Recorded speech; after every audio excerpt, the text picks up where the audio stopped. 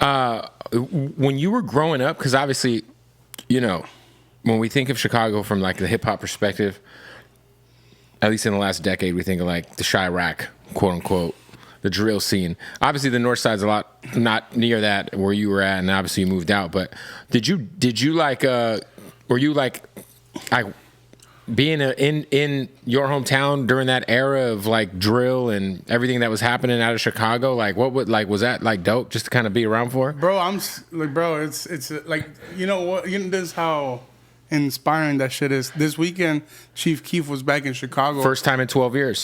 For Summer Smash.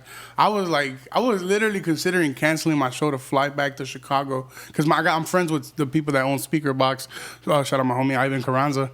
So he always hooks me up with tickets, and like it was such a monumental movement for Chicago. Like I'm watching the goddamn TikToks, my eyes are watery and shit. I'm getting goosebumps. If you follow me on Instagram, it's Ken Flores 300.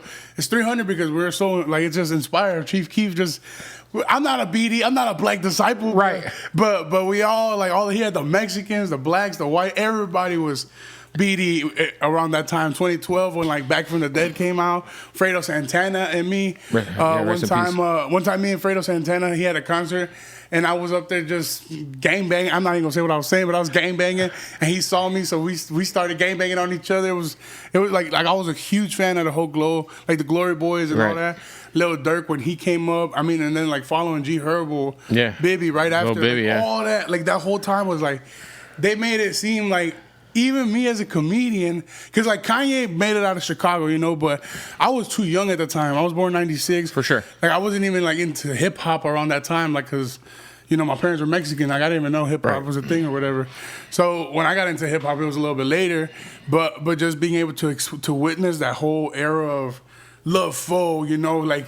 These guys, like for a long time, they made their friends famous. Mm-hmm. Like Fredo Santana had like the Savage Squad, Lil Durk and his OTF crew. Yeah. It's sad. Obviously, they also ignited a war in Chicago, and a lot of people lost their life. Yeah. Yeah, but I mean, just like the as far as the motivation too, like it made me feel like, oh shit, this dude is from here, like. The same place I'm from. Not necessarily the same place, right? Because it's a completely different world, the South Side compared to the North Side or the suburbs. But just like him, like, damn, like he lived like, out here. He walked these streets and he fucking made it. He blew up. He's a multimillionaire, huge Interscope deal. 16 years old. I'm 16 years old, like at the time. And it just motivated me to be like, oh, I could make it and what I want to do. If he can do it, and then... I ain't gonna lie, like it was really inspirational. Like, and a lot of people started rapping.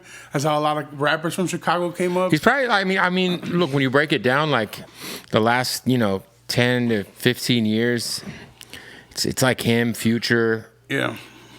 As far as the most influential. Yeah. Influencing other artists' sound. Like it's probably those two. Like, it was just completely like. Yeah, I mean, I don't know, man. To me, it was. No, it was dope. It was dope. I was at Rolling Loud, and I was on stage while he was performing because Sexy Red came out. We were up there. You were there. That shit was a free for all on stage. They had the whole goddamn everybody from Rolling Loud just wanted to come and see him perform because like he don't perform like that, like.